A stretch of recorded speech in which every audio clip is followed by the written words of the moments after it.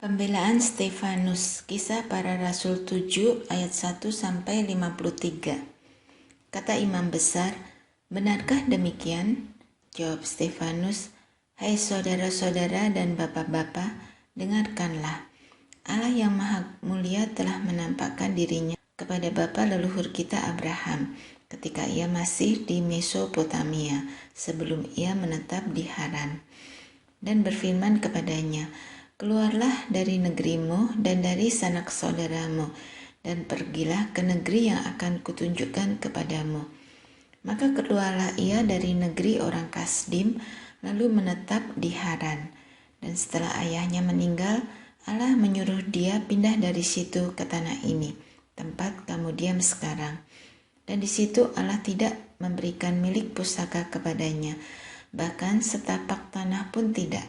Tetapi ia berjanji akan memberikan tanah itu kepadanya menjadi kepunyaannya dan kepunyaan keturunannya, walaupun pada waktu itu ia tidak mempunyai anak. Beginilah firman Allah, yaitu bahwa keturunannya akan menjadi pendatang di negeri asing, dan bahwa mereka akan diperbudak dan dianiaya 400 tahun lamanya. Tetapi bangsa yang akan memperbudak mereka itu akan kuhukum, firman Allah, dan sesudah itu mereka akan keluar dari situ dan beribadah kepadaku di tempat ini. Lalu Allah memberikan kepadanya perjanjian sunat, dan demikianlah Abraham memperanakan Ishak, lalu menyunatkannya pada hari yang ke-8.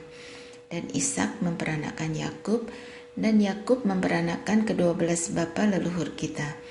Karena iri hati, bapa-bapa leluhur kita menjual Yusuf ke tanah Mesir, tetapi Allah menyertai dia dan melepaskannya dari segala penindasan, serta menganugerahkan kepadanya kasih karunia dan hikmat. Ketika ia menghadap Firaun, raja Mesir, Firaun mengangkatnya menjadi kuasa atas tanah Mesir dan atas seluruh istananya. Maka datanglah bahaya kelaparan menimpa seluruh tanah Mesir dan tanah Kanaan, serta penderitaan yang besar, sehingga nenek moyang kita tidak mendapat makanan. Tetapi ketika Yakub mendengar bahwa di tanah Mesir ada gandum, ia menyuruh nenek moyang kita ke sana. Itulah kunjungan mereka yang pertama. Pada kunjungan mereka yang kedua, Yusuf memperkenalkan dirinya kepada saudara-saudaranya. Lalu ketahuanlah asal-usul Yusuf kepada Firaun. Kemudian Yusuf menyuruh menjemput Yakub ayahnya dan semua sanak saudaranya, 75 jiwa banyaknya. Lalu pergilah Yakub ke tanah Mesir. Di situ ia meninggal, ia dan nenek moyang kita. Mayat mereka dipindahkan ke Sikem dan diletakkan di dalam kuburan yang telah dibeli Abraham dengan sejumlah uang perak dari anak-anak Hemor di Sikem. Tetapi makin dekat genapnya janji yang diberikan Allah kepada Abraham, makin bertambah banyaklah bangsa itu di Mesir. Sampai bangkit seorang raja lain memerintah tanah Mesir, seorang yang tidak mengenal Yusuf. Raja itu mempergunakan tipu daya terhadap bangsa kita dan menganiaya nenek moyang kita, serta menyuruh membuang bayi mereka, supaya bangsa kita itu jangan berkembang. Pada waktu itulah Musa lahir, dan ia elok di mata Allah. 3 bulan lamanya ia diasuh di rumah ayahnya. Lalu ia dibuang, tetapi putri Firaun memungutnya dan menyuruh mengasuhnya seperti anaknya sendiri. Dan Musa dididik dalam segala hikmat orang Mesir, dan ia berkuasa dalam perkataan dan perbuatannya. Pada waktu ia berumur 40 tahun, timbullah keinginan dalam hatinya untuk mengunjungi saudara-saudaranya, yaitu orang-orang Israel. Ketika itu ia melihat seorang dianiaya oleh seorang Mesir, lalu ia menolong dan membela orang itu dengan membunuh orang Mesir itu. Pada sangkanya, saudara-saudaranya akan mengerti bahwa Allah memakai dia untuk menyelamatkan mereka. Tetapi mereka tidak mengerti. Pada keesokan harinya ia muncul pula ketika 2 orang Israel sedang berkelahi. Lalu ia berusaha mendamaikan mereka. Katanya, "Saudara-saudara, bukankah kamu ini bersaudara? Mengapakah kamu saling menganiaya?" Tetapi orang yang berbuat salah kepada temannya itu menolak Musa dan berkata, "Siapakah yang mengangkat engkau menjadi pemimpin dan hakim atas kami? Apakah engkau bermaksud membunuh aku, sama seperti kemarin engkau membunuh orang Mesir itu?" Mendengar perkataan itu, larilah Musa dan hidup sebagai pendatang di tanah Midian. Di situ ia memperanakkan 2 orang anak laki-laki. Dan sesudah 40 tahun tampaklah kepadanya seorang malaikat di padang gurun Gunung Sinai, di dalam nyala api yang keluar dari semak duri. Musa heran melihat penglihatan itu, dan ketika ia pergi ke situ untuk melihat dari dekat, datanglah suara Tuhan kepadanya. "Akulah Allah nenek moyangmu, Allah Abraham, Ishak, dan Yakub." Maka gemetarlah Musa dan ia tidak berani lagi melihatnya. Lalu firman Allah kepadanya, "Tanggalkanlah kasutmu dari kakimu, sebab tempat di mana engkau berdiri itu adalah tanah yang kudus.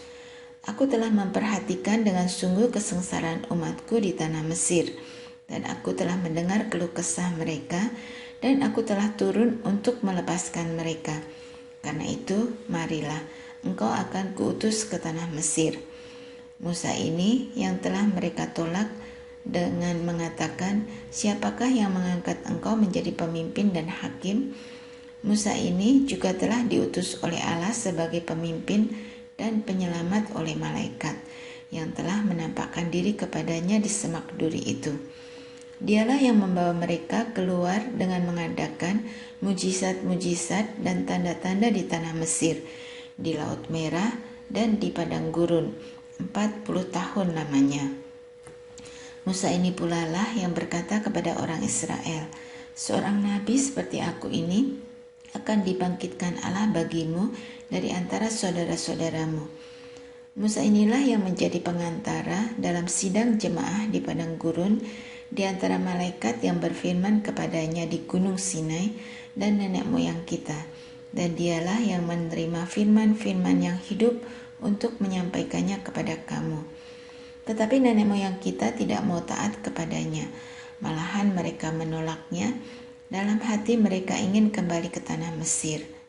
Kepada Harun mereka berkata, "Buatlah untuk kami beberapa Allah yang akan berjalan di depan kami. Sebab Musa ini yang telah memimpin kami keluar dari tanah Mesir, kami tidak tahu apa yang telah terjadi dengan dia." Lalu pada waktu itu mereka membuat sebuah anak lembu dan mempersembahkan persembahan kepada berhala itu. Dan mereka bersukacita tentang apa yang dibuat sendiri oleh mereka.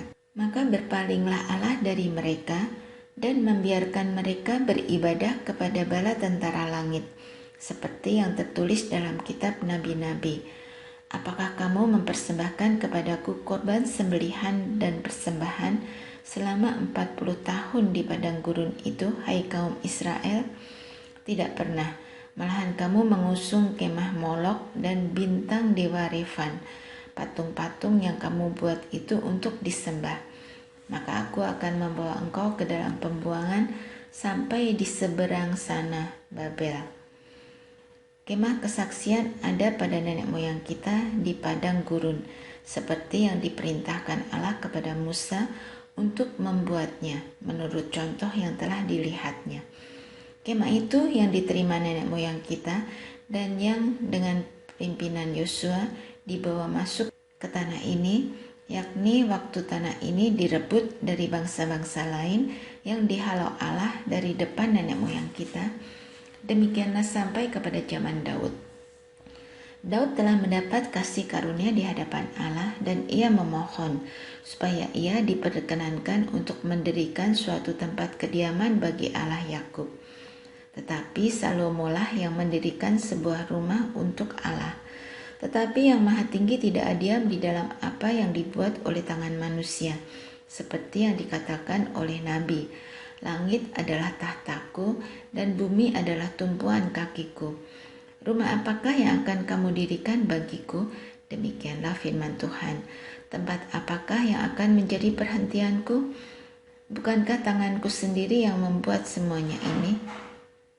Hai orang-orang yang keras kepala dan yang tidak bersunat hati dan telinga, Kamu semua menentang Roh Kudus, sama seperti nenek moyangmu, demikian juga kamu. Siapakah dari nabi-nabi yang tidak dianiaya oleh nenek moyangmu? Bahkan mereka membunuh orang-orang yang lebih dahulu memberitakan tentang kedatangan orang benar, yang sekarang telah kamu khianati dan kamu bunuh. Kamu telah menerima hukum Taurat yang disampaikan oleh malaikat-malaikat, akan tetapi kamu tidak menurutinya. Stefanus dibunuh, Saulus hadir. Kisah Para Rasul 7 ayat 54-60. Ketika anggota-anggota Mahkamah Agama itu mendengar semuanya itu, sangat tertusuk hati mereka. Maka mereka menyambutnya dengan gertakan gigi. Tetapi Stefanus yang penuh dengan Roh Kudus menatap ke langit, lalu melihat kemuliaan Allah dan Yesus berdiri di sebelah kanan Allah.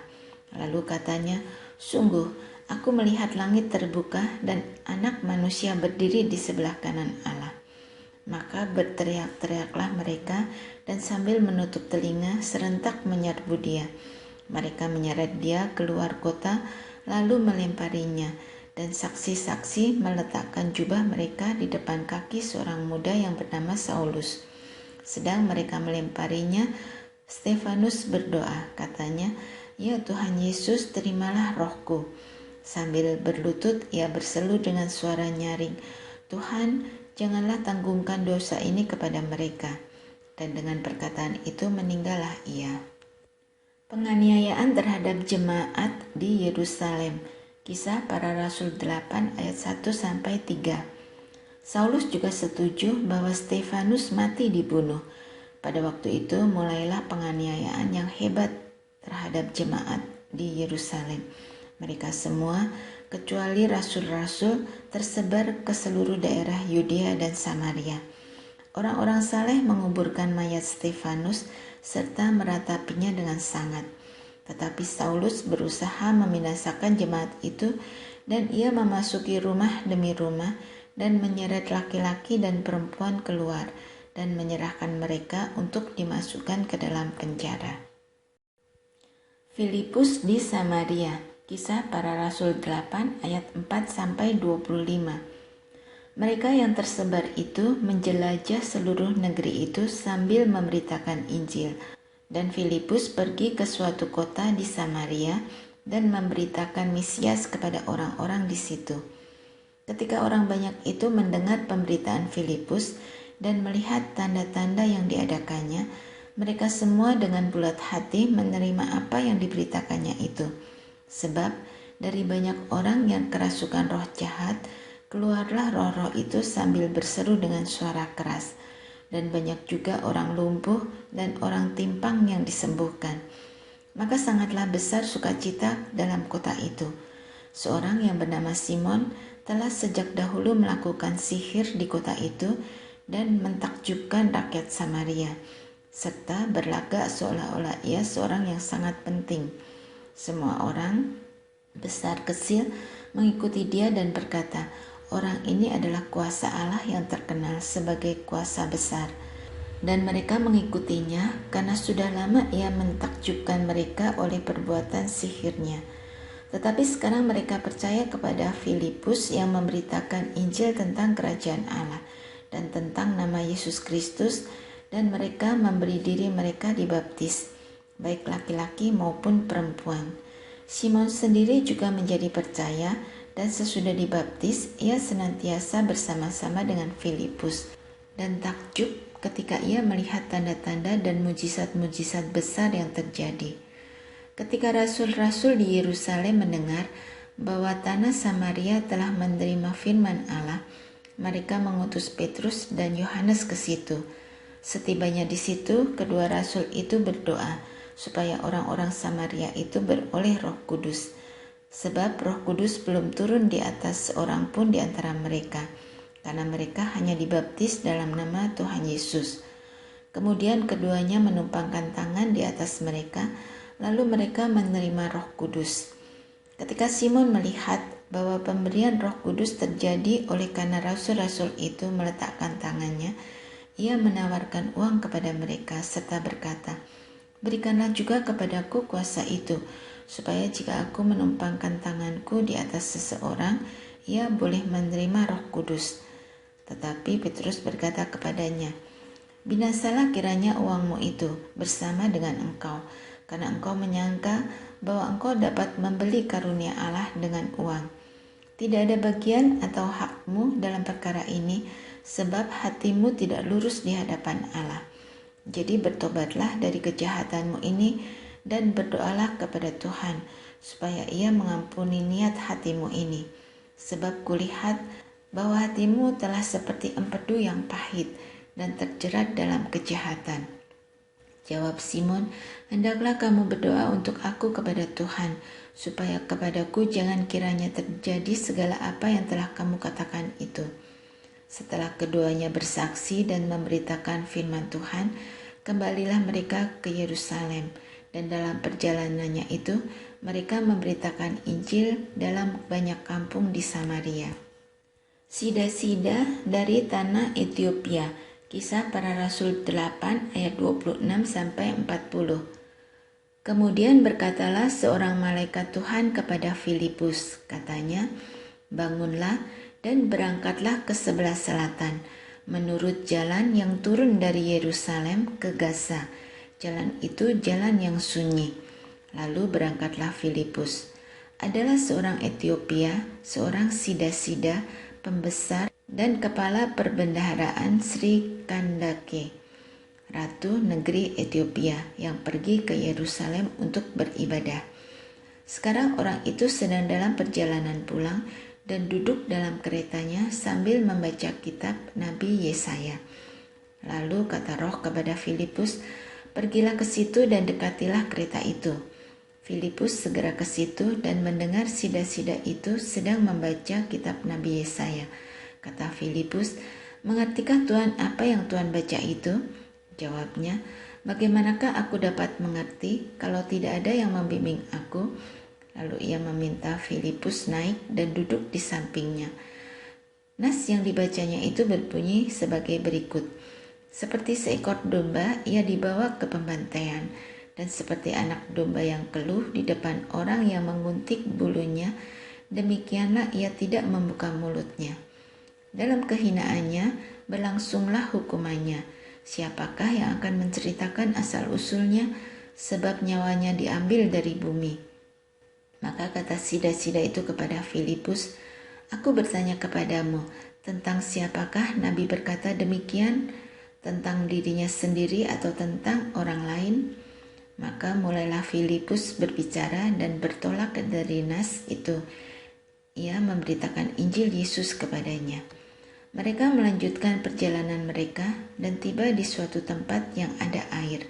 Lalu kata sida-sida itu, "Lihat, di situ ada air. Apakah halangannya jika aku dibaptis?" Saud Filipus, "Jika Tuhan percaya dengan segenap hati, boleh." Jawabnya, "Aku percaya bahwa Yesus Kristus adalah anak Allah." Lalu orang Ethiopia itu menyuruh menghentikan kereta itu, dan keduanya turun ke dalam air, baik Filipus maupun sida-sida itu, dan Filipus membaptis dia. Dan setelah mereka keluar dari air, Roh Tuhan tiba-tiba melarikan Filipus, dan sida-sida itu tidak melihatnya lagi. Ia meneruskan perjalanannya dengan sukacita. Tetapi ternyata Filipus ada di Asdod. Ia berjalan melalui daerah itu dan memberitakan Injil di semua kota sampai ia tiba di Kaisarea.